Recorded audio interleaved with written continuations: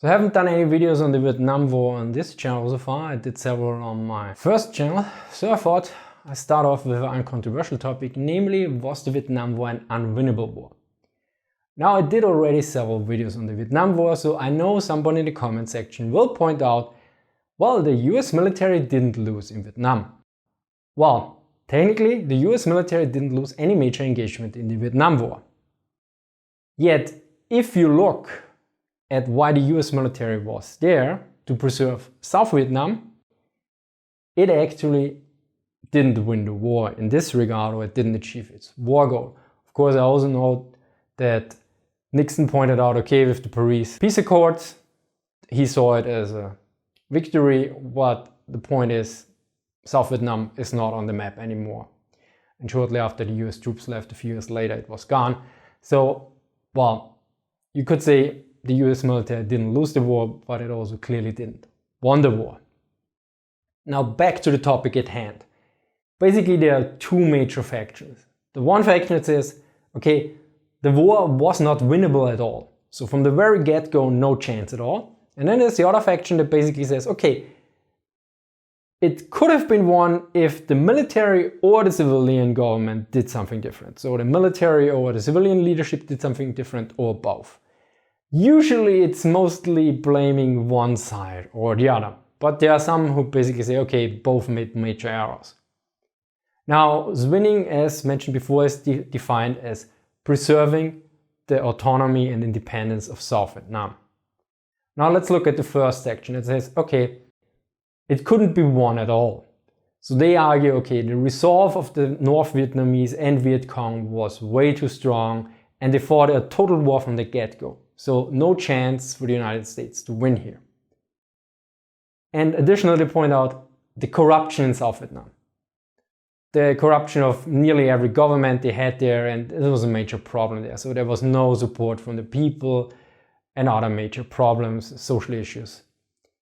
And of course also the complicated situation in the United States between the civilian government, the military, and everything else, like peace movement, the media, and all around this.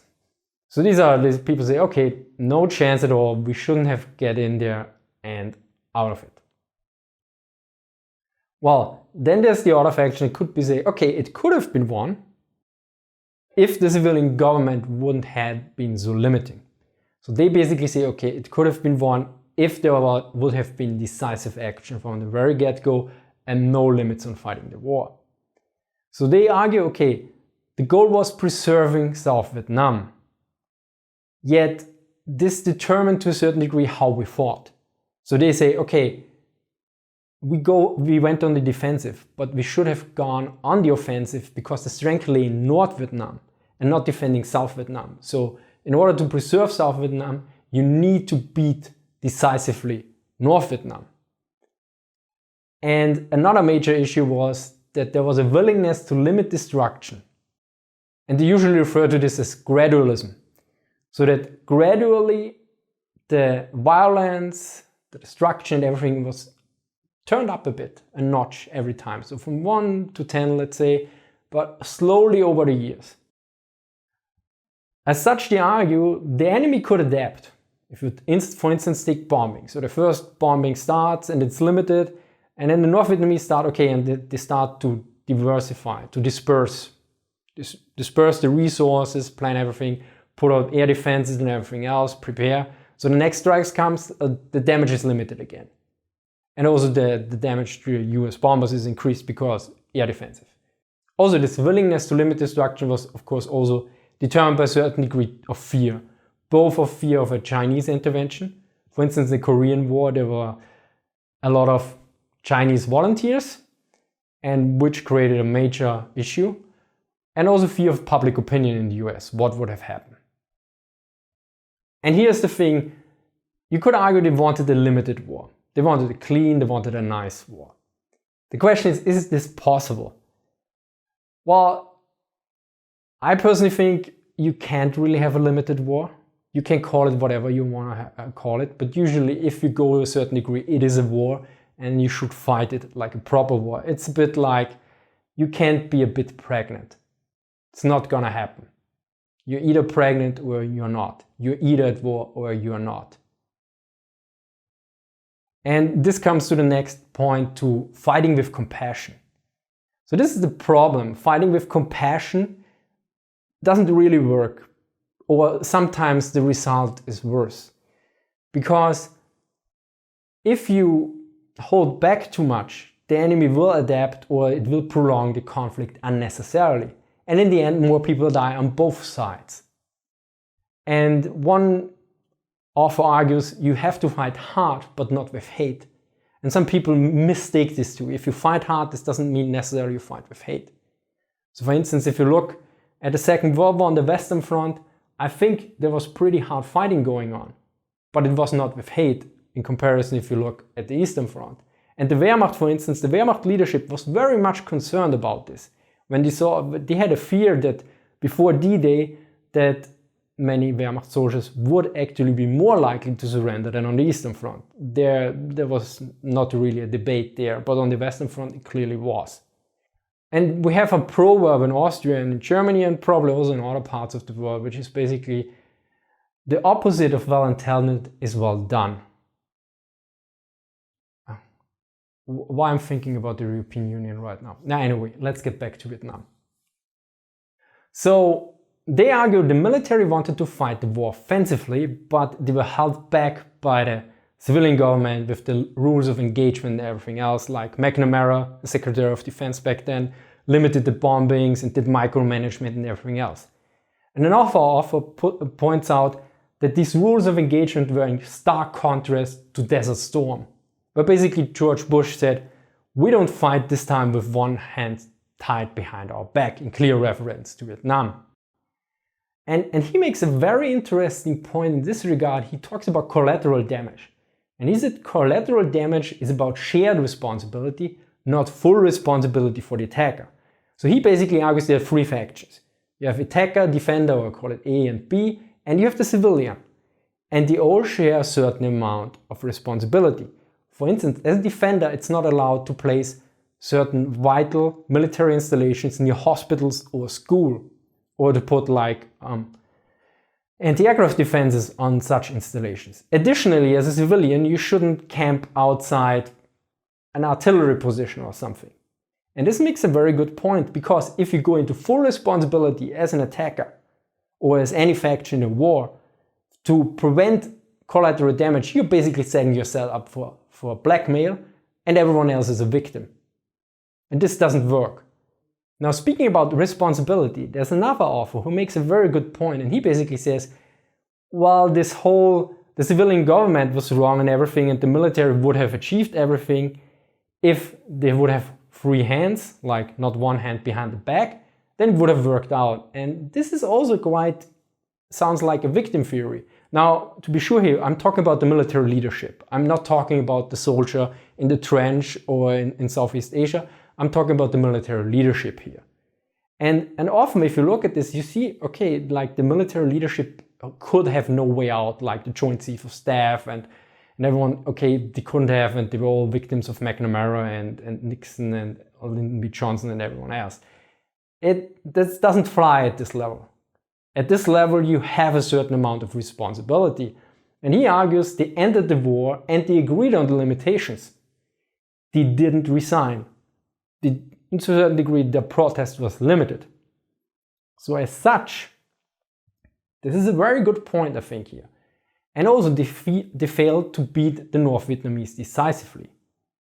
He also argues to a certain degree that the media was mainly supportive of the war for a long time.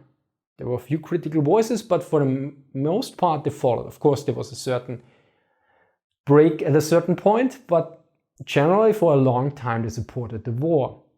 And one very interesting point he notes about the anti-war movement is that the war was unpopular at home, but the anti-war movement was even less popular. Now, I'm no expert on the anti-war movement, and in this case, maybe there's a different viewpoint on this. I read this and I found this sounds quite interesting. Now, he goes more into the errors of the military, and these are just some examples. He points out mainly that they were fighting a war they wanted and not the war they had at hand. which is also similar to the civilian government, he points out. And for instance, the attrition strategy. The strategy to inflict a severe amount of losses on the enemy that he can't replace. So for an attrition strategy, you need to inflict severe losses and the enemy must not be able to replace them. The problem is the North Vietnamese could replace them, and to a certain degree, they could also limit their losses because the military was also fighting mostly a defensive war and not an offensive war. So the North Vietnamese, if they had too much losses, okay, they said, okay, we don't attack anymore, and the enemy is mostly on the defensive anyway, so not much will happen. And another major problem of the US and Allied forces was the reliance on firepower. It didn't work out. It just didn't work out in this terrain and with everything else. It was detrimental. Which is also limited to the bombing campaign, which we have limited effectiveness in terms of damage done, but also united the North Vietnamese. And some argue, okay, the rules of engagement were a major problem here, but this author points out, well, there were no rules of engagement in South Vietnam and on the Ho Chi Minh Trail, and the results there was also of limited effectiveness. Interesting point. Then another point was the self-defeating rotation policies. So after 1 year, soldiers were rotated out. Well, the problem here was they rotated out individual soldiers and they didn't rotate complete units. As such, unit cohesion broke down. Now, and unit cohesion is a very important aspect. If it's too low, your unit will break down, it will fight ineffectively, it might even surrender, or you have deserters or everything. All kinds of problems there. And another important aspect were the low combat to support ratios. Now, if you look on paper, on the manpower of the Allies, the US, the South Vietnamese and the Allies, you have like 6 to 1.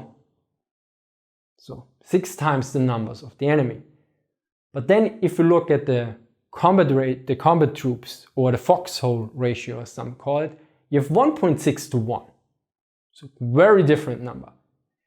And then you have to consider that a large amount of troops were also used for security operations, to defend certain areas, to control them or hold them together. And then the ratio drops to 0.7 to 1 in some instances. They changed over the years a bit, but you look at this, and so there was actually a favorable ratio from 1.4 for the Vietnamese to 1, although on the other way it was 6.1 for the US to 1 on the paper, if you just look at the manpower deployed there. As you can see, the devil here lies clearly in the details. So what you can basically say, if you look at the situation, that both the military and the civilian made wrong assumptions about the war, both assumed they could win it in the way they were thinking about it, with their policy, with their strategy, and they also applied wrong conduct in every way.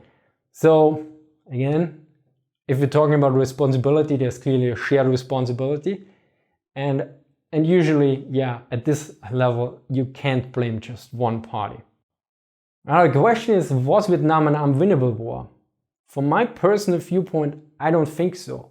But the United States would have to fight this war like they fought the Second World War. From a total war from the get-go, on addressing the question from the very beginning, how can we win this war? And not assuming that you can win it and then you just, okay, we do it like we did before. No, from the very get-go, how can we win this? Especially looking at how the French lost in French Indochina, which was Vietnam called before. Although, clear difference here to the French, the US Army never lost a major engagement. Something that happened to the French at Dien Bien Phu, I hope I pronounced it correct, probably not, where they lost a major battle decisively against the Viet Minh. Thank you here to Naval Institute Press for sending me Vietnam a retrospective with several collected articles. Very interesting read. We used many on this. Also thank you to Ken for sending me The Longest War. And also to Phil and Jack for sending me books from Citino and Jeremy Black, which I used a bit as a supportive for this video as well. So thank you for watching and see you next time.